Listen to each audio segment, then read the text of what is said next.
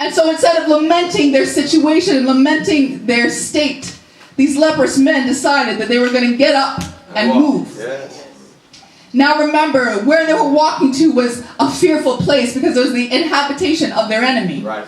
It was the inhabitation, the place where their enemy dwelled, the enemy who had horses upon horses and chariots and weapons of mass destruction, if you will. Yes, yes. They were walking towards their enemy, but they were still walking.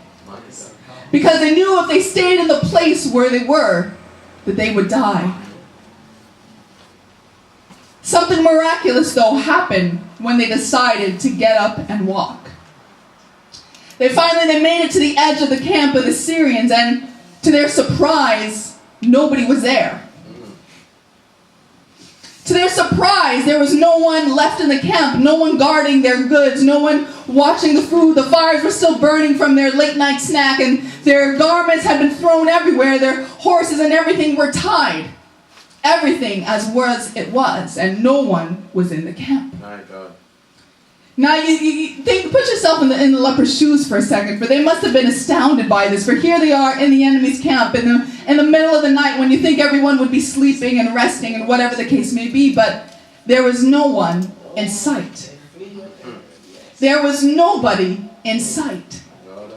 So here they were, and they came and they took advantage of the situation. For here there's food left everywhere. There were clothes, there were treasures. Everything was just left out. And so they went and they took their full, as much as they could manage. And the Bible says they hid it and they came back for more. That's right. But there was nobody in the camp. So in other words, the thing that they had feared, the thing that they had worried them, was nowhere to be found. Right. It's the perception. Oh, Lord God. Church, the Lord is calling us to get up and walk. He's calling us to get up and to leave the place where we are and to move forward. To sail on, as it's already been said, to move from the place of stagnancy and move forward in Him. Amen. But oftentimes we find so many excuses as to why we're comfortable staying where we are just now. Right. For there is a saying that says, better is the enemy that you know than the enemy that you don't know. Amen. There's something comfortable about the place where we are, even if it's a desperate place, even if it's a place of death and desolation. There's something comfortable about being in the state where you are. Because you know your problems where you are. You know the situation where you are. You know that you're already dealing with the situation. You're already in the midst of it. And so there's something comfortable about staying where you are. And the laws of physics kind of corroborates that. For physics says that a body at rest tends to stay at rest. Just think about it when you're lazing around on a Sunday afternoon. You really don't want to do anything. Once you sit down, you're kind of out for the count. You just want to relax. You want to take things easy. You know, you've been running around all week and you just want to take things easy. Sometimes in the spirit, we want to take things easy. We know that we're in a place of death. We know that we're in a place where death is imminent. But yet, for us, it's sometimes just easier to be complacent and not do anything. Say on. I don't have any amens this morning, but that's all right. Listen. Amen to God. Sometimes it's easier for us just to stay where we are. Yes. But yet in our state of complacency, then we start to complain because we look at the situation and we wonder why it's not changing. That's right. We look at the situation and we've prayed and we've cried until we've had no tears left. No tears left. And we've bawled our eyes out and complained and done all that we think we can do. God? And yes, we wonder, where is God in my situation? We wonder, but the Lord is saying, I'm telling you to come out of where you are. I'm telling you to sail on. I'm telling you to get out of your place of complacency and to move forward. That's right. But we come with our excuse and we say, but Lord, I'm going to wait for you to do the miracle. I'm going to wait for you to bring the miracle to me. And then when you bring the miracle, then I'll move on. But it doesn't work that way. No. It doesn't work that way. You see, God is a God that honors faith. He is a God that honors those who are obedient to His word. And so if He's telling you that you need to come out, then you need to come out. That's right. You can't just wait for the situation to change and wait for things to get better. You can't be like the king who decided he was going to wait for a more convenient time to become a follower of Christ. But you've got to decide that at this time I've had enough. enough is enough. I'm tired of my situation. I'm tired of being stuck in this walk. I'm tired of being complacent, and I'm going to get out of this place where I am. I'm going to move from this place. I'm going to dig my heels, and I'm going to get into my word. I'm going to have some real time of prayer and seek the Lord. I'm going to put away some food for a minute and stop worrying about work and family and all these things. I'm going to take the time or make it the time. For often time is one of our biggest excuses, and I know I'm preaching to myself this morning.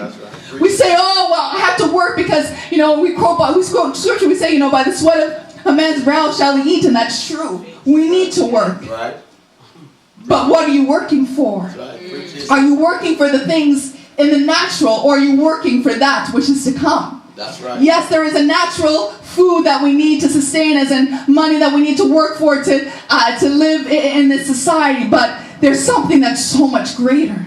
For there is an everlasting life that we're working towards. There's something that is so much more lasting than what we see. For your reward for your work is your paycheck.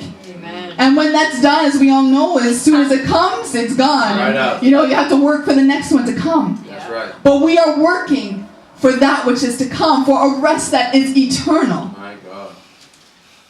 I don't know about you, but that makes me excited. Right. That makes me excited to know that there's something better. That, sometimes we get frustrated getting up and going to work every day or going to school every day and being in the daily grind. Sometimes it makes you wonder, what am I doing all this for? Right. Well, what is the purpose of all of this? What am I gaining from this? But to know that our hope is not in these material things, our hope is not in these natural things, but our hope is in Christ who is to come. For if our hope was in this life, then we'd be most miserable. And it's true, because all you have to do is look at your colleagues and know that if your hope is in this life, you are most miserable. That's right. You know that if your hope is in the things of this life, your hope is in your car, it's going to break down sooner or later. If your hope is in family members, they'll one day leave you. If your hope is in your job, one day you might just find a pink slip sitting on your desk. Can I get an amen from somebody? You know that if your hope is in this life, you are of men most miserable. But if your hope is in Christ, if your hope is in Christ, then you have something to look forward to.